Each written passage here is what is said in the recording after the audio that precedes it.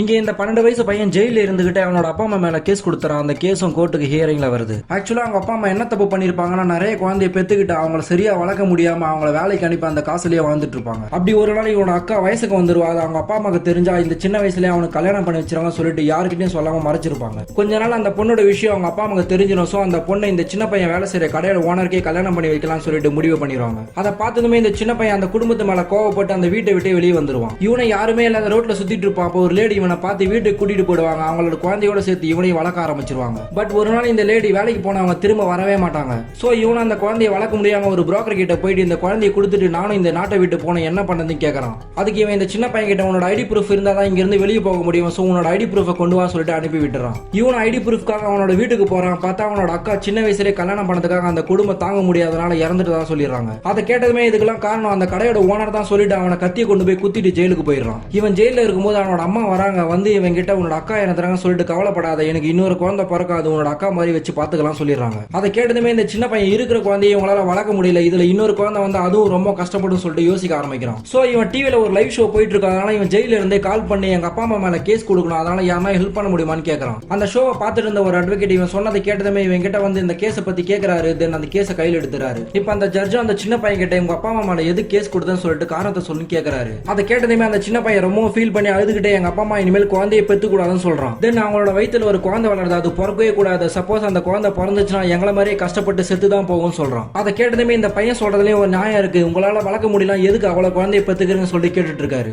அப்ப இந்த சின்ன பையன் ஒரு குழந்தைய ஒரு புரோக்கர் கிட்ட கொடுத்துட்டு வந்திருப்பான். அந்த புரோக்கரை அரெஸ்ட் பண்ணிடுவாங்க, அந்த குழந்தைய ரெஸ்கியூ பண்ணிடுவாங்க. தென் அந்த வேலைக்கு போன லேடியும் ஒரு இடத்துல அரெஸ்ட் பண்ணி வச்சிருப்பாங்க, அவங்களே ரிலீஸ் பண்ணிடுவாங்க. கடைசியா இந்த பையன் கேஸ்லாம் முடிஞ்சு போட்டோ எடுக்கிறதுக்காக உட்காந்துட்டு இருப்பான். அப்ப போட்டோகிராஃபர் இவனை சிரிக்க சொல்லுவாரு, ஆனா இவன் சிரிக்கவே மாட்டான். பட் அந்த போட்டோகிராஃபர் இந்த போட்டோ உன்னோட பாஸ்போர்ட்டுக்காக தான் கொஞ்சம் சிரிப்பான்னு சொல்லுவாரு. அதை கேட்டதுமே அந்த பையன் இந்த படத்திலேயே முதல் தடவையா அப்பதான் சிரிப்பான்.